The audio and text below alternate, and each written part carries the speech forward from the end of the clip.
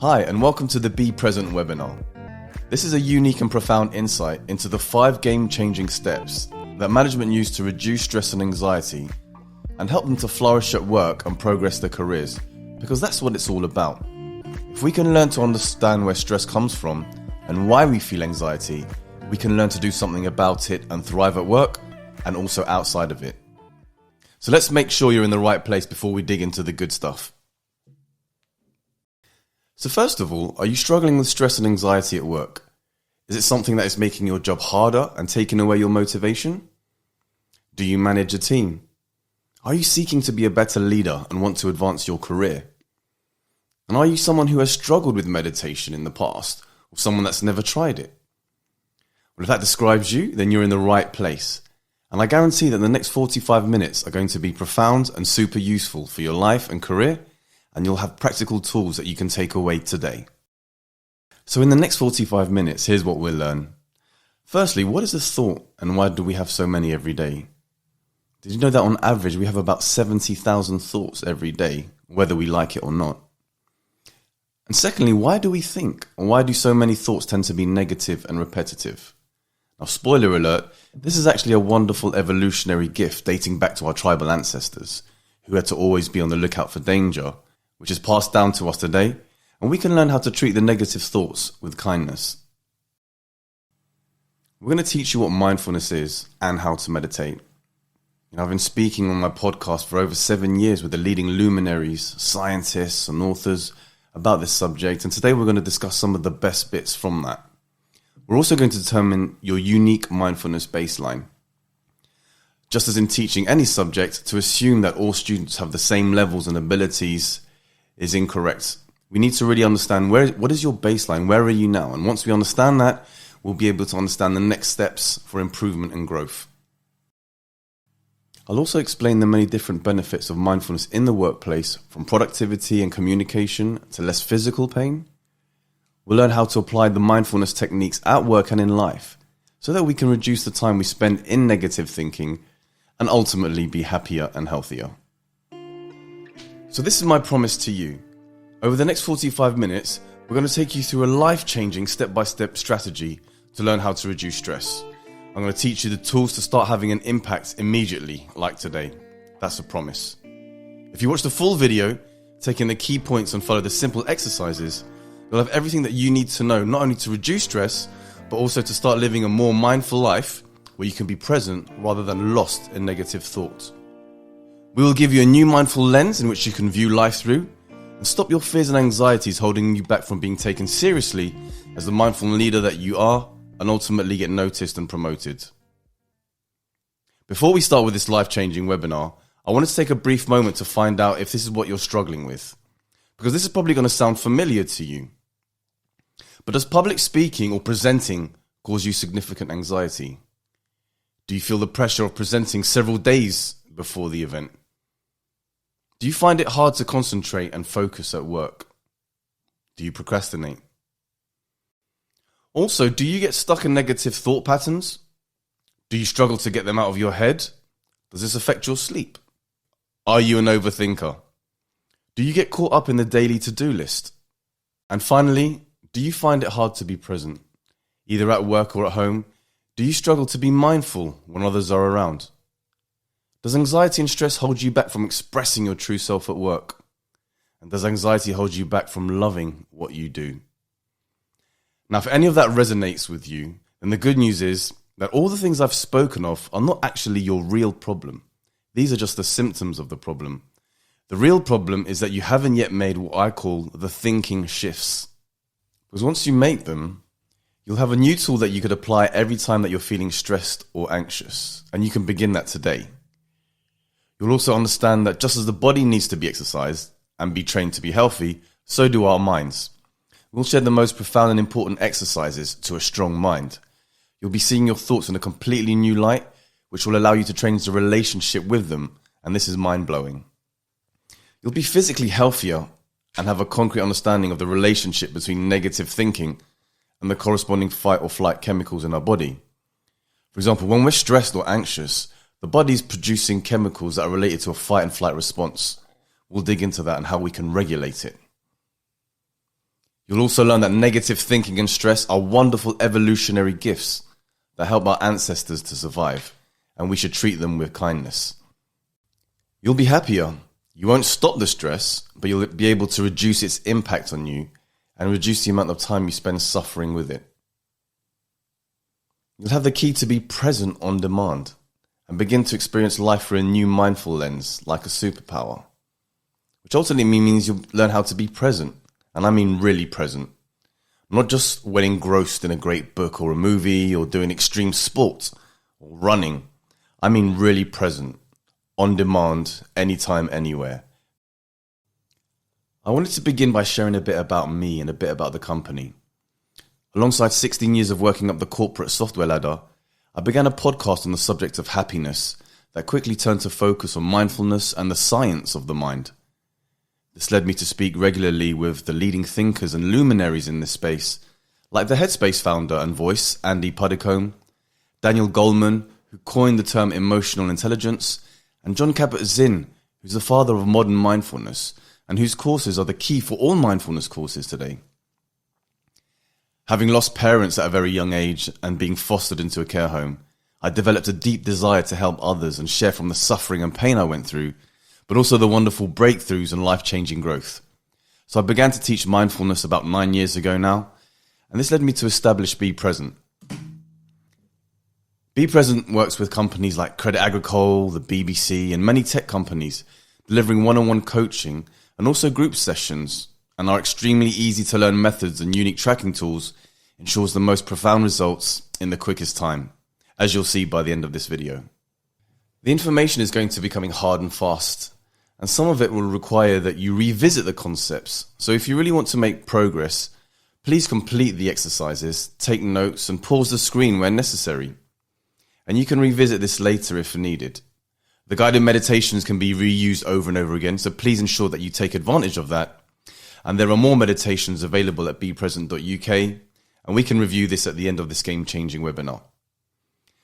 And finally, for whatever it is that you're learning mindfulness, be it stress reduction or more focus and productivity, better sleep, the ultimate benefit is being happier, being able to enjoy life and feeling physically better too, and being present. So the first thought shift is to get a good understanding about why we think and how many thoughts that we have. So first of all, it's important to know that we have about 70,000 thoughts a day, on average, and that's quite excessive. So from the moment you wake up to the moment you rest your head at night, you're constantly thinking. Not only that, but we're thinking about something that's happened in the past or going to happen in the future.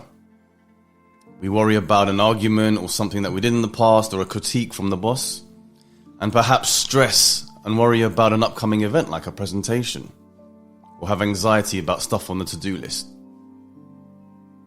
Now, most of these thoughts we're oblivious to. We don't realize they're going on. We just accept that this is what it's like to be human and to be you. And these are the thoughts that are associated to your lifestyle and to the way that you live. And in addition to that, these thoughts are often random and repetitive. Why is this important to know? Well, if we have so many thoughts, and whether we liked it or not, and if I were to give you £1 million not to think or not to have any thoughts, you wouldn't be able to do it. It's impossible. So the learning from this is whether you like it or not, you're going to think. And it's most likely going to be negative and random. So why put the blame on yourself? We can start to remove the guilt that we feel about some of the negative thoughts that we have, because whether we wanted to or not, we have no control over it. And that's a very powerful point to learn. You really have to get the fact that you're thinking all day, and that most of your thoughts are either going to be negative or unwanted, meaning that if you had a choice, you would rather not be thinking about it at that time. This means that it's not your fault, so you can immediately take away any blame that you may impose on yourself, and you can get some sort of comfort knowing that this literally happens to all of us, in many varying degrees, but we all as humans suffer with continuous all-day thinking. So the beauty about this first thinking shift is that it helps to explain that having negative thoughts is actually a wonderful evolutionary gift. Hundreds of thousands of years ago, our ancestors had to continuously be on the lookout for danger. Modern medicine didn't exist, which meant insect bites or broken limbs or cuts could be fatal. Furthermore, our ancestors had to always be on the lookout for predators, Was that a snake in the grass or a stick? Was that a shadow in the bushes or a saber-toothed tiger? It was the excessive overthinking and worry that allowed our ancestors to survive, and we should be eternally grateful for this. So our brains today are still wired in this way, and it manifests similar responses when we worry about a meeting with our boss, for example, or worrying about bills to pay, or stressing about hitting targets, or conflicts with colleagues. The brain sends the same stress responses to this as it would in a life and death situation. So no wonder it makes us feel stress and causes anxiety. Again, the great thing about this is that when we notice negative and scary thoughts arise, we can remind ourselves that it's human nature for us to worry all the time. So let that sink in a bit. You're not special or unique in having stress and anxiety. It's an evolutionary gift handed down to us for survival. When we remind ourselves of this, we can learn to treat our thoughts with kindness and gratitude and take some of the burden and blame away. So let's jump into the first of our 2 mind exercises. It's a 3-minute exercise and a precursor to the meditation we're going to be doing shortly after this. The purpose of it is to establish your baseline, as many people say that they find meditating hard. And this is mainly due to not understanding what their baseline is.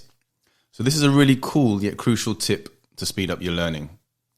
It requires you to raise your hand every time you notice a thought, and that's it. There's no right or wrong, but here are a few tips to ensure that we do this properly.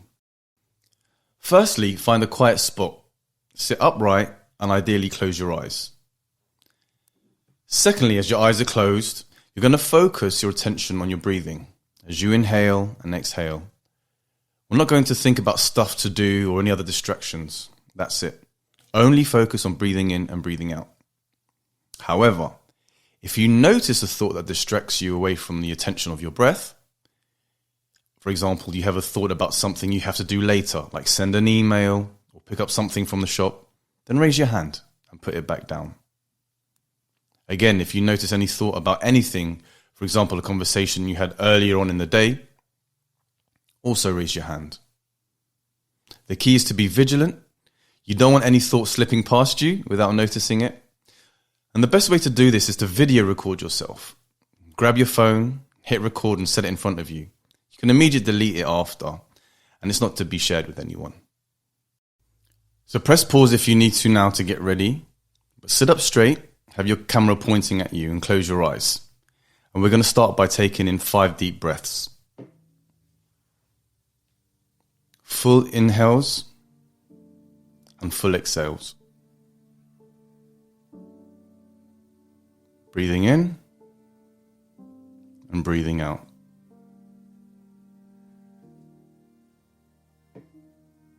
Okay, and after those 5 deep breaths, just breathe normally. And we're going to begin the exercise. Focusing on your breathing, when you notice a thought, any thought, I want you to raise your hands and put it back down. Then you start again, back to focusing on your breathing. And as soon as there's a distraction and your mind wanders, as soon as you realize this, raise your hand. Again, no right and wrong, just go with the flow and we're going to be determining our baseline. So let's begin.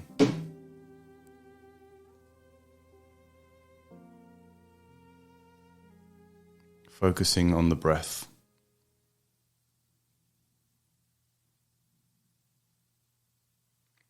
On the inhale and on the exhale.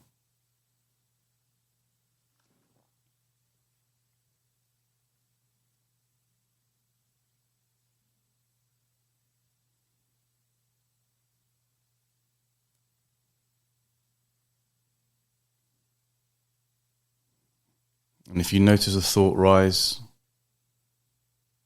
raise your hand. As soon as you raise your hand, you put it back down.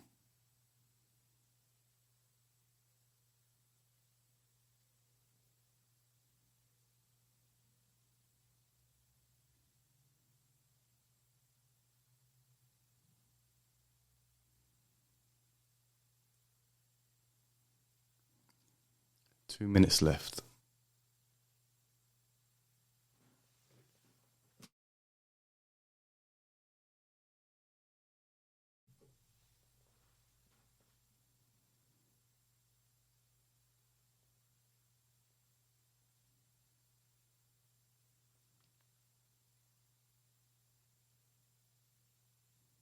Lending your awareness to the inhale and to your exhale. You want to be present with your breath.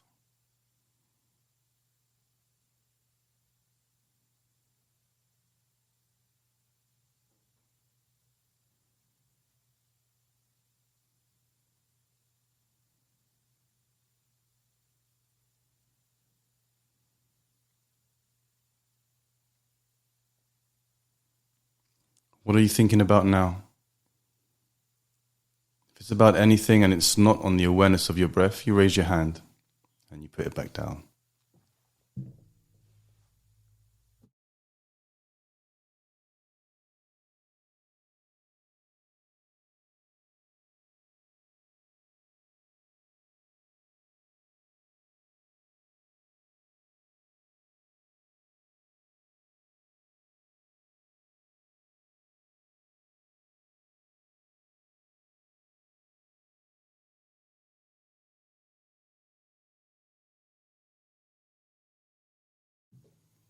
If your mind is racing away with lots of thoughts, then raise your hand accordingly.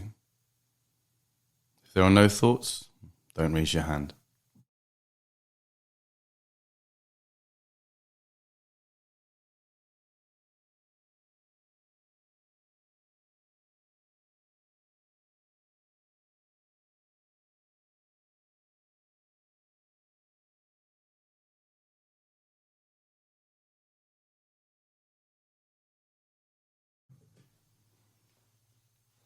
Okay, we've come to the end of the first exercise, and in your own time, open your eyes and bring yourself back to the room. So what category do you fall into? After reviewing the video, or maybe you didn't need to, you know the result already, what type are you? Throughout the 3 minutes, you either notice 0 thoughts, so a type A, you noticed a few thoughts between 1 and 10, type B, or you notice many thoughts arise, type C. And this is important because meditation can be rudimentarily broken down into 2 parts. The skill of noticing thoughts and the skill of bringing our attention back to the present moment, or for this example, the breath. If you can't notice the thoughts, then you can't bring your attention back to anything. You can't remediate. So let me give you a metaphor to help explain. Imagine someone punching you, light jabs constantly throughout the day. If you can see the punches coming, you can learn to block and to defend yourself. However, if you can't see the punches coming, you're most likely going to get hit. There's no right or wrong. It's simply those who are type A and B require more training for the first part, the awareness and noticing thoughts. I've carried out this exercise with over 100 people, and although type C is where we want to be, all 3 types are equally common at first. So now that you know what type you are, you can understand what to practice to make for the most significant progress. And the good news is that whatever type you are, you can train your awareness. And this helps me when I coach my students because I base it heavily on their type. For example, as a maths teacher teaching quantum mechanics will not teach a student who understands algebra the same way to a student who doesn't understand algebra. There are logical but necessary steps to follow. An important reminder is that we're thinking all the time. And the key to being present is firstly to be able to notice the continuous and relentless bombardment of thoughts. Some naturally have this ability, and which often causes a great deal of stress. And some, like the type A's and type B's, don't notice or only notice some of this going on. So if you are type A or B, the question I pose to you is, what is a thought? Because it's actually scientifically impossible to go even 1 minute without a thought. So what is it that you're missing? And here are a few things to look out for. So in that meditation and your eyes closed and you're looking out for these thoughts, when you hear a noise, notice where that takes your mind. Oh, that noise is distracting me again. How can I concentrate with all this noise? You may not know it, but that's a thought. Or you feel an itch on your back. You try to ignore it, but the itch gets stronger. Notice what you're thinking then. Or your eyes are closed and you're feeling very calm and peaceful. And you think, oh, this is nice and relaxing. I'm not having any thoughts now. But the thought about not having any thoughts is actually a thought. So week by week, as you practice this, you'll notice an increase in the amount of time that you notice thoughts and the amount of time you raise your hand in this 3-minute exercise. So the advice for you and the way to boost your mindfulness understanding is to practice the 3 minutes every day. And again, film yourself keeping track of how many times you raise your hand to represent a thought. I promise you that the more you do this, the more your understanding of what a thought is will expand profoundly. And you will start to notice more and more thoughts, and you will make your way to type B and then to type C. I help students to achieve this, and you can find out more about this at the end of the video on how to get there quickly. And we can track this in charts over time, and we can show the rate of progress. And you may be asking, well, why do we want to be type C? Why do we want to notice all these thoughts? It sounds overwhelming or even exhausting. It's a great question, and this takes us to shift number 3, the mental push-up. So the mental push-up is one of the most common meditation styles and the most effective that you could ever learn. It forms the basis of technique, repetition, and awareness that you can apply every day for the rest of your life. Think of this meditation as the wax on, wax off, or shadow boxing or kata that you train so that you can apply in your everyday life, whether at work, at home, or anywhere. It's the same meditation that I've been doing for over 10 years and will be the main meditation I continue to practice for the rest of my life. That's how powerful it is. Don't expect to do this and that the stress is going to immediately go away. No, that's not how it works. But when stress does arise, we now have a tool that we can use to reduce it and alleviate it. The more we practice, the better that we get at it. Now, if you suffer from a diagnosed mental condition, then please consult your doctor before doing any kind of meditation. Now, the mental push-up consists of 2 main parts. The first part is to focus all of our attention on our breathing. When we're focused on the sensations of the breath, we're not thinking, we're being present. And that's what we're trying to achieve, presence. Part 2 is the skill of bringing our attention back. When we notice any thoughts arise, we're training the mind to go back to the breath. Now, a cool tip to help with this meditation is to identify what we call an anchor. This is where you notice the breath more prominently in the exhale and the inhale. When you get familiar with focusing on the breath, you may notice this more prominently in the inhale as the cold enters the body down the throat, or maybe more noticeable on the exhale as the warmer air exits your nostrils. This area of focus we call the anchor. So during meditation, the mind may wander 50 times. And if it does, our aim is to bring the attention back 50 times. This push-up is not complete unless both parts are carried out as a combination. The mind wanders, and if it wanders again, we bring it back and we bring it back again, over and over again. This repetition is the key to a lifetime of being present. It's also the skill that we apply in our daily lives when we feel the stress and anxiety cropping up. So again, let's find a quiet place to sit. We're going to keep our back straight and we're going to close our eyes. Maybe pause the video now if you want to get ready and get yourself set. But in your own time, we're going to begin by taking in 10 deep breaths. Full inhales and full exhales. We're going to get familiar with the sensations of breathing. Familiar what it's like to be in the laboratory of your own mind. Now, for many of us, it's rare to sit quietly and observe our breath, or even sit with our eyes closed, even though breathing is something we've done all of our lives. Okay, 5 more deep breaths. Fill your lungs completely. Expand them to their maximum capacity.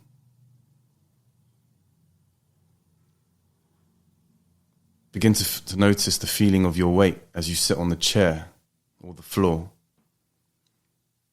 Feel the weight of your feet as they connect with the ground. And without moving them, feel your toes and the sensation of them touching the ground.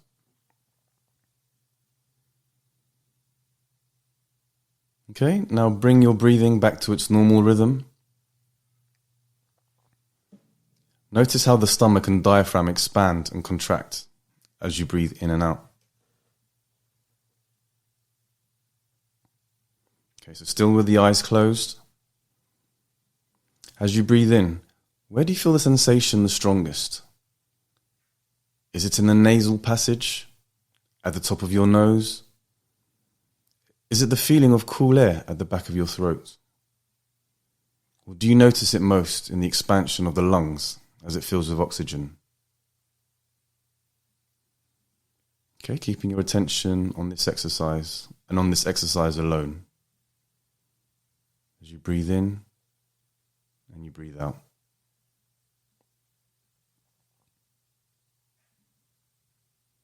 Breathing is something that we do 24/7, and yet we very rarely spend time deliberately breathing.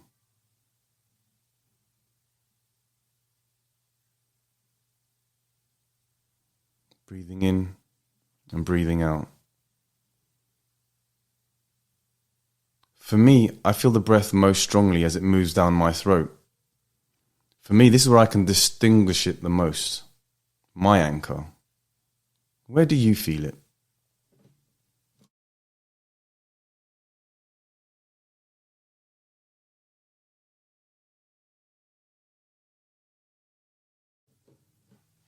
Once you find the place where you notice the breath the strongest, use this as your anchor.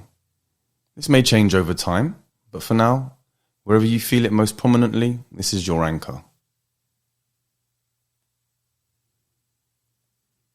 Feel the stomach rise and fall with each breath. Feel your diaphragm expand with each breath.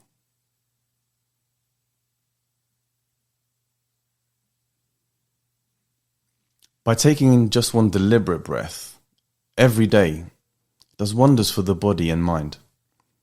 Think of it as clearing out your desktop screen. As the pop-ups build up daily, imagine the breath cleaning out and resetting your screen. The pop-ups may appear again, but now we have a tool to do something about it.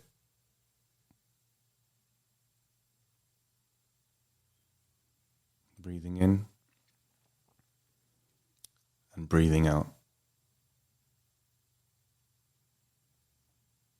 Full attention and concentration on this exercise.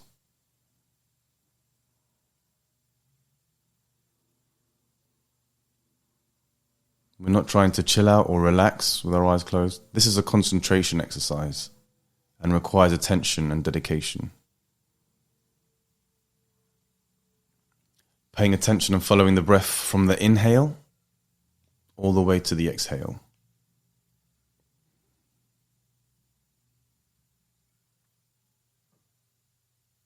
If you're not familiar with spending time alone in your own mind, this may feel new to you at first, but this is completely normal.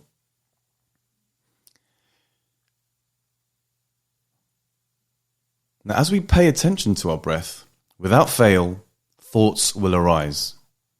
So those that were earlier type A or B really need to be on the lookout for thoughts.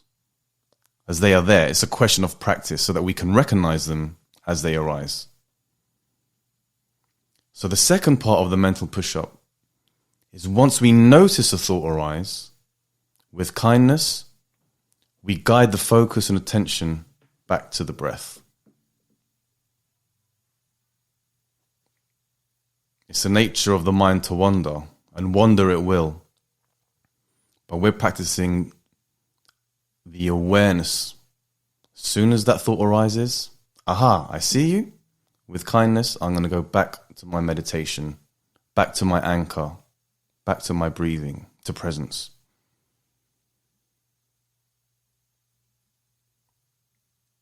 Okay, focusing on the breath, on your anchor.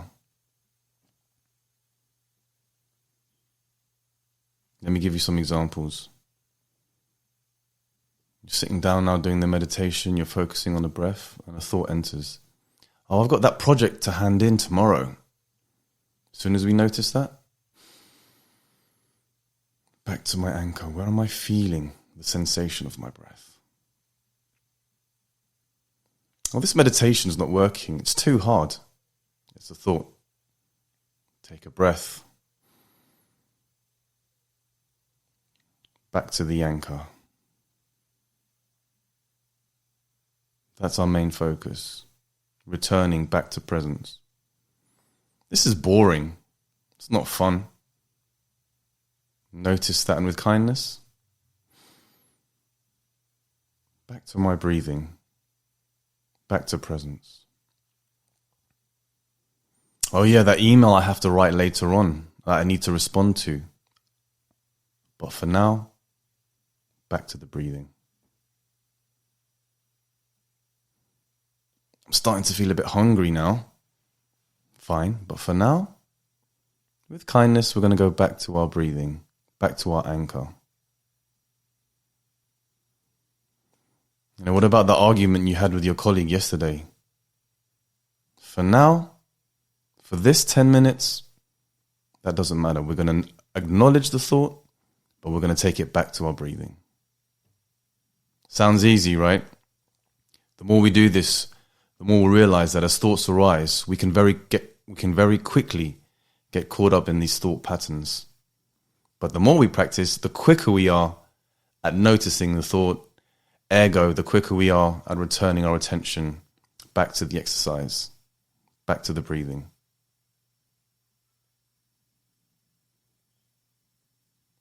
Again, where do you notice the sensations the strongest? Feel the rise and fall of the stomach muscles.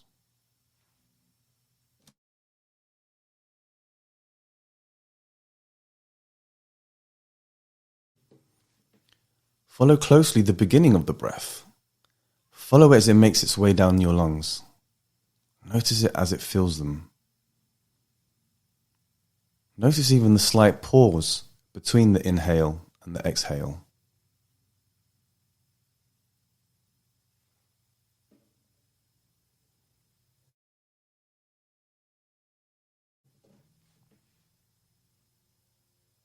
Again, be on the lookout for thoughts. And as they arise, observe them in your mind, almost as if you were in a cinema, a dark cinema. And as the thoughts arise, they appear like images passing by on the screen. The thought arises of being hungry. Watch the image as if passing on that big cinema screen. Become the observer. And the key is, once we notice that thought, we see that thought pass on the screen, step 2 is to deliberately bring our attention back to our breath, completing the mental push-up.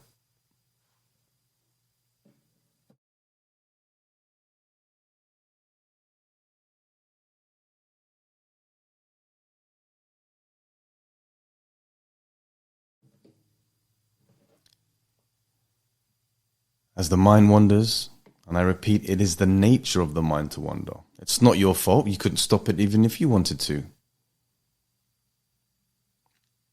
More examples. This is difficult. Oh, my back's hurting. Starting to get in that itch again. Imagine these on the screen. Be the observer. Sit back and watch it take place. And in that moment, bring your full attention back to your breathing. Rather than getting lost in that thought, the skill is to constantly bring the attention back to the breath. We rinse and repeat over and over again.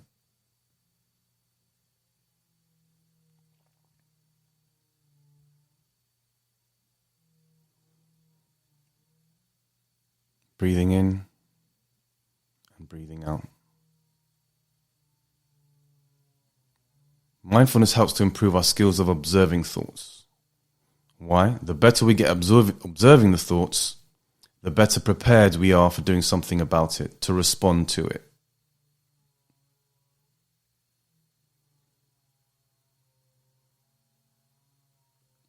Okay, and as we come to the end of our meditation, we're going to end on 10 deep breaths. Full inhales, full exhales.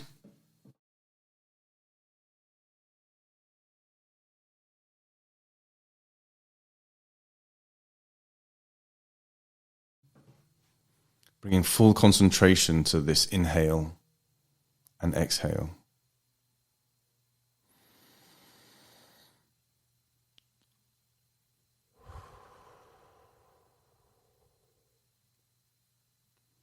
Five more.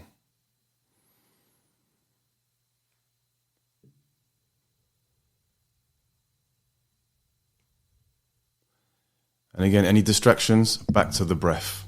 Bring your attention there. 2 more.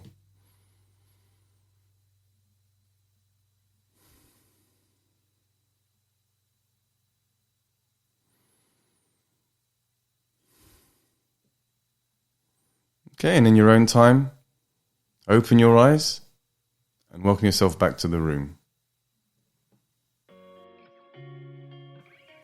So how was that for you? Yeah, a lot of people find it a bit strange to sit with their eyes closed, and usually that means sleep time. And some people feel that it's quite draining and weird to be sat with your eyes closed, but this is very normal for beginners, and it's something that is very common. But a reminder that meditation for this purpose is two parts. The deliberate focus on our breathing, and again, a tip is to identify your anchor. It just helps as we keep bringing our attention back to the breath. If we have an anchor, it helps to facilitate that. And secondly, when the mind drifts, which it will, don't blame ourselves. We can't choose that. We can't stop that. But we complete the mental push-up by guiding our attention back to the breath. And we repeat this process over and over again during the meditation. Ideally, for every thought that arises, there is a reaction from us or a response to bring the attention back to the breath. Not all thoughts are built equally. In the Be Present course that we offer, we dig into classifying the thoughts. We really take it to the next level. Some are harmless, like the to-do lists we have. I've got to send that email, I've got to go shopping. Some cause slight anxiety, like conflicts at work or the bills to pay. And some thoughts are quite terrifying, like memories of past trauma or death and illness in the family. Now, the more anxiety and stress it causes, the more practice and skill we need in order to stop that thought and bring ourselves back to the present moment. The key, however, is that we develop a tool to be able to notice the thoughts and then do something about it. Because the alternative is to always follow blindly, like a zombie when a thought arises. A quick example, you're having dinner with the family and you're having a worrying thought about tomorrow's presentation. Sure, it's good to have the thought remind us to prepare, right? We need that. But it's not good to spend the whole meal in an anxious state and not being present with the family. With this mindfulness technique, we can observe the thought about the presentation tomorrow and with kindness bring our attention back to the dinner, back to the family. We can make the choice to say, I hear you thought, I see you, but not right now. I'll deal with you later. Now we have choice. When we apply this to all of our thoughts, we start to spend more time in the day being present versus being lost in thought. Now that's the key. So again, rather than being zombies on autopilot every time a thought arises, we give ourselves space for choice. We can't stop the thought from coming up, but we can learn to respond to it when it does. That's the game changer. But it takes practice. This is why we require a daily formal practice where we can get in our reps, where we can do our repetitions. This short meditation is a perfect one to do daily, to build up the repeat process of breathing in, a thought arises, then we bring it back to the breath. Then a thought arises, we notice it, we bring it back to the breath. Another thought arises, we notice it, we bring it back to the breath. All with kindness. That's the goal, it's that ability to keep bringing our attention back. That's the metaphorical muscle that we're building and training. Shift number 4, understanding the science. It's extremely important to learn that the body is a wonderful chemical manufacturer. It produces all sorts of chemicals depending on what the body needs at the time, or what the body believes or thinks it needs. How fascinating is that? So a great evolutionary benefit is the chemicals produced in a fight or flight situation, which are predominantly cortisol and adrenaline. This is great because it tells the body to focus completely on surviving. It sends extra blood to the legs. Our peripheral vision closes in and we get laser focused. Our appetite drops. We stop salivating. Our sex drive decreases. Our heart rate increases. Blood moves away from the surface of the skin. The blood pressure increases. And in the event that we need to run or to fight, our body is in the best position to do so. The game changer is to understand that we can also trigger this chemical response by having thoughts that cause anxiety. Did you know that the brain sends the same stress signals in a real fight or flight situation as it does to thinking about meeting the boss, for example, or giving a presentation, or worrying about bills to pay, or whatever thoughts trouble you? So another great exercise to do when sitting in silence is instead of raising your hand to show when you're thinking, you can say out your thoughts, speak them out over a 5-minute period. Again, filming it will be easier for the replay afterwards. But once finished, if you write down all the thoughts that you had, you rewatch the video, you jot them down. And then if you were to classify them into 3 groups, the first one, what causes you no anxiety in green, as you can see it there, which causes a bit of anxiety in orange, and I've labeled that 4 out of 10, and which causes you a lot of anxiety, right, in the red. The thoughts that cause you more anxiety, so the orange and the reds, will trigger more release of these chemicals. The real problem is when we do this all day long, we're constantly microdosing our bodies with these chemicals. And over many weeks and months, this can become very toxic. This is why when we try to sleep and we're thinking about work or other troubling thoughts, no wonder we find it difficult to rest and to fall asleep. We're literally telling our bodies in that moment they're about to go to war. We're about to fight or to run away. And it's releasing the adrenaline and cortisol accordingly as we lie down. So here is what you must take away. You produce chemicals all day that are a result of your thinking. They're absolutely tied together. Negative and worrying thoughts release fight or flight chemicals and prepare the body for that. Again, this is the cortisol and adrenaline. This is going on all day, rather than what it should be in emergency situations only. However, the great news is our breathing techniques help us to notice thoughts, so we can be present, and in doing so, we actually get control and we can turn off the chemicals. So think of it thusly. A thought arises and the body is triggered into fight or flight mode. The chemicals are turned on. And once we notice the thought in that 2-part mental push-up, the bringing our attention back to the present moment is us taking active control and then shutting down and turning off the taps of these chemicals. This is how we regulate it. And the more you practice, the better you are at regulating. Also take a moment to review some of the other benefits of the regular mental push-up and how these massive benefits are not only to your mental health, but studies have been carried out to show the improvements in productivity, in your relationships, and just as importantly, in your physical health. If you thought that this course was just about stress reduction, well, it's so much more. It's the freedom to escape from the worst thought in any given moment. It's to live your life as it was intended, with you at the wheel, choosing if and when you want to dwell on a thought. So the next time you're having a negative thought, remember what it's doing to your body. And in that moment, you have the ability to bring your attention back to the present and turn off the tap and stop microdosing yourself and start to feel better. The final tip of this session, which I hope you truly enjoyed and found very useful, is to invest in mentorship. This is not for everyone, but many leaders have invested heavily in mentorship in different forms. And when it comes to the mind and the speed in which you wish to achieve your goals, mentorship is the most effective way to do this. Being stressed is terrible, and it limits how you perform and live your life. And being mindful is the choice in any moment to be present or lost in thought.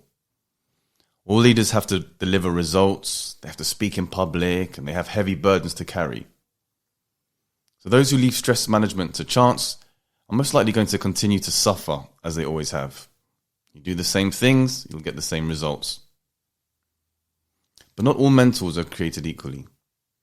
When you work on this, work with someone who themselves understands where you've been, who's felt the anxiety and stress that you felt, but who's also overcome it. I'm always skeptical to work with someone who hasn't experienced it for themselves or who hasn't overcome it themselves. Also work with someone who has proven techniques and who has helped others to do it. Work with someone who has applied these techniques successfully, because your mental health is the most important thing you're ever going to work on in your career. Because when you find that person who can really help mentor you through this, then you're going to soar. So don't just take our word for it. Mindfulness meditation coaching is being taught globally and is the most popular well-being tool at the corporate level and is increasing yearly in all industries, but in particular in the fintech space. So let me give you a couple of examples.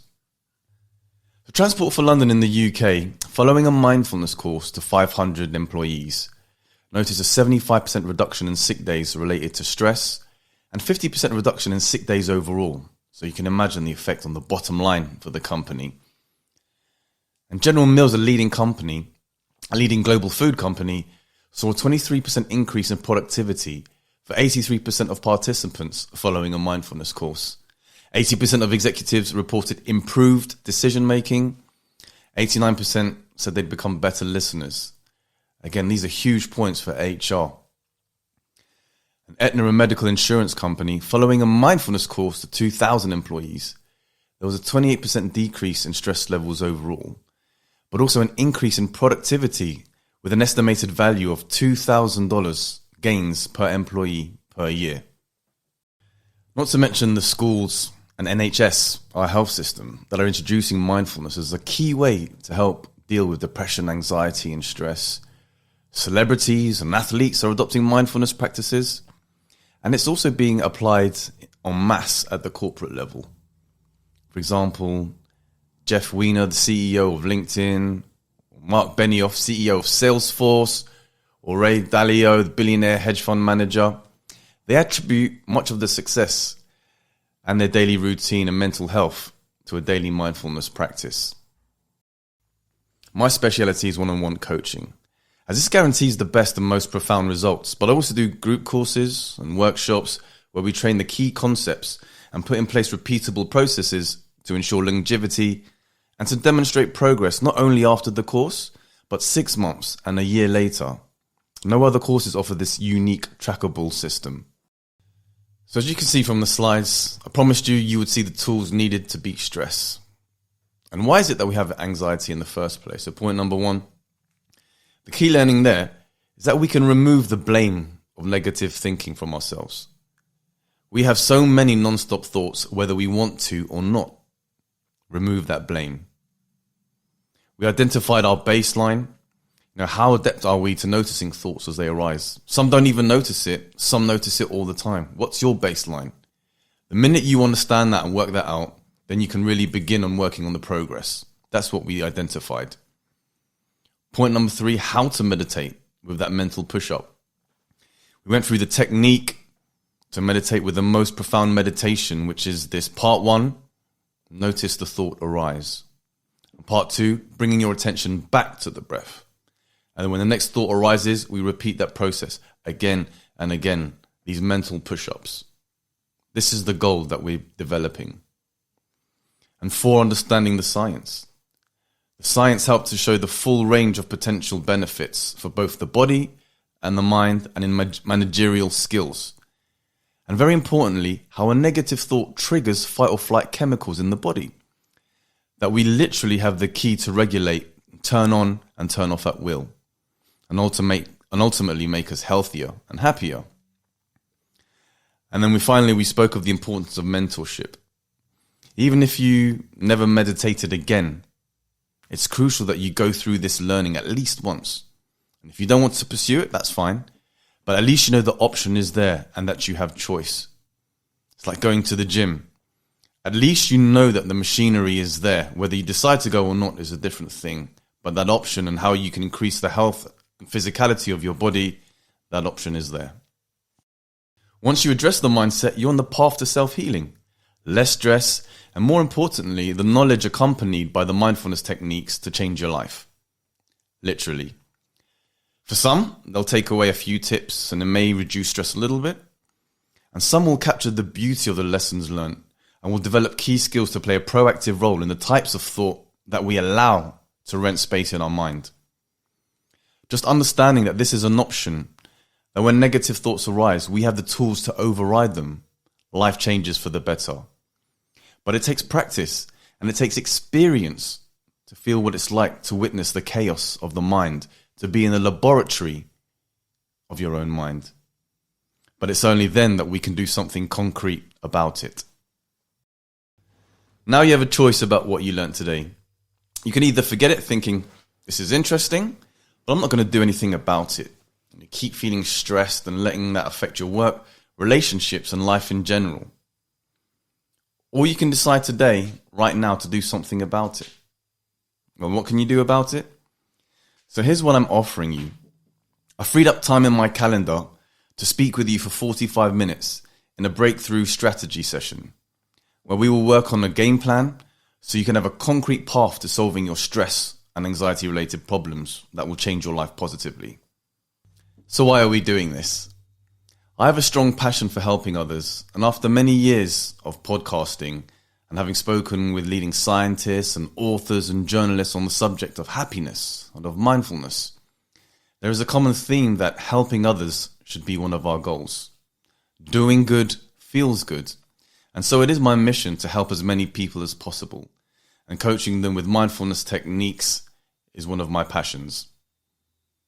We also know that you might want our help to guide you through this, to further develop your confidence and your mental well-being. If so, we can discuss this and see if it's a good fit for both of us. And if it's not, that's perfectly fine too. So here's how we do it. If you want to sign up for one of these free 45-minute breakthrough strategy sessions with me, go to bepresent.uk. That's bepresent.uk. And click on the Book a Consultation tab in the top corner. Or you can click on the link below. It's very easy. I warn you, spaces are limited, so please do sign up now before they all disappear. Again, that's bepresent.uk. And when you click that, you're just a few steps away from booking the call. We'll ask you just a couple of questions on how to get hold of you and what you're struggling with, so that when we get on the call, we can put a plan together on how to reduce stress and advance your career. Because, let's face it, we all do suffer from stress. And there's nothing worse than feeling helpless and like a prisoner to the stress. And I would be honoured to work with you on it. Really looking forward to our first talk. I hope you've enjoyed the session. Have a great day.